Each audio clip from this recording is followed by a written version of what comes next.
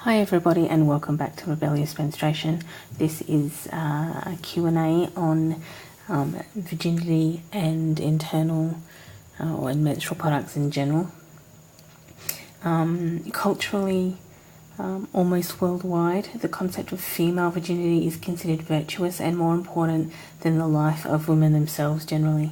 The concept of male virginity is the opposite and is considered embarrassing and shameful. The concept of virginity is quite clearly a social construct and one that quite clearly needs to end. Not only has it created ridiculous expectations for women in particular, it has created a plethora of myths that need to be killed off. Unlike women who have sex, misconceptions surrounding the hymen seemingly create a lot of these myths, like that it can be broken only by the penis of your husband. The hymen can stretch and retract and may never actually break, or may never actually have gone across to break. Some women never have any at all. Some are broken by the playing of sport. Myths regarding the hymen have led to the belief that something irrecoverably changes in a woman and her body forever that can never be reclaimed once she has had sex, and this is so prevalent that it glosses over the fact that women are indeed human. They are not subhuman, they are not anything but standard human, and they are all deserving of the rights of humanity. Respect and full access to healthcare and full rights and responsibilities over their own lives is kind of considered quite a shocking opinion. Thanks patriarchy for putting us in this type of position. Medically, there is no way to use this hymen as the basis for virginity or of virginity.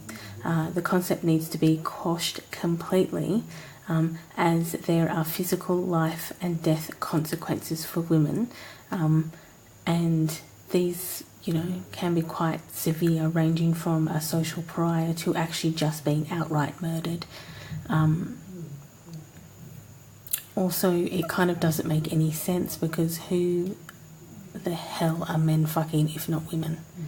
So, unless it becomes socially acceptable for men to go sleep with each other, which is not, because gay men get killed too, then it actually logically makes no sense. And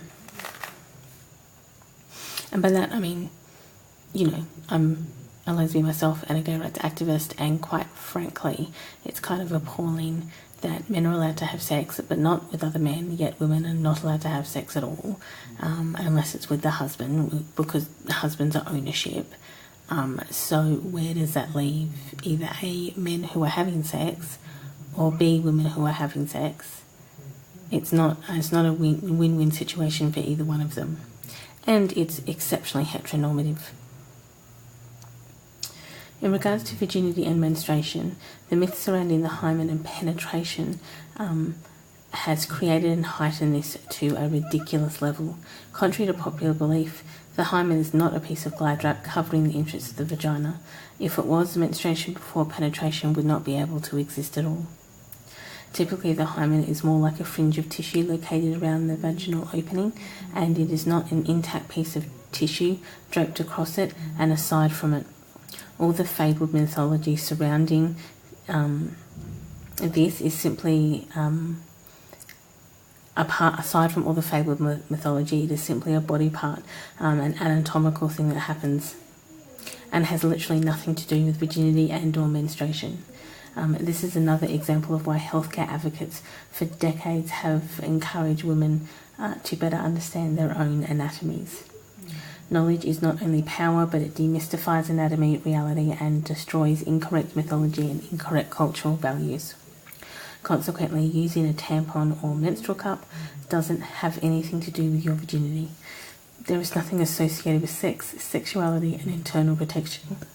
You need to do what is best for yourself and tell anyone to get out of your physicality and take their shame-based patriarchal bullshit somewhere else.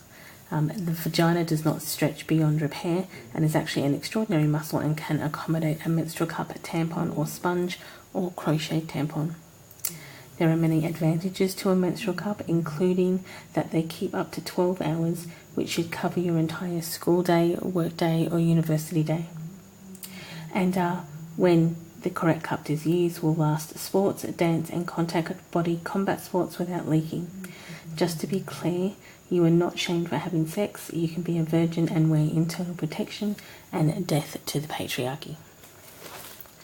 So that is essentially virginity and menstrual health. Essentially, it's no one else's business but your own, and it's nobody else's business what you decide to use for your own body. As you can see, there are 4 different types of options here, and there is also sponges and menstrual discs as well. So there are a variety of options that you can use that have nothing to do with your sexual activity, and do not let people tell you that it does. So my contact details are below. You can always leave a comment or tweet me, Instagram me, Tumblr me or email me. You guys know what to do from here. All of the other details are in the notes. Thanks for listening. This is Rebellious Menstruation. Have a good morning, evening or night.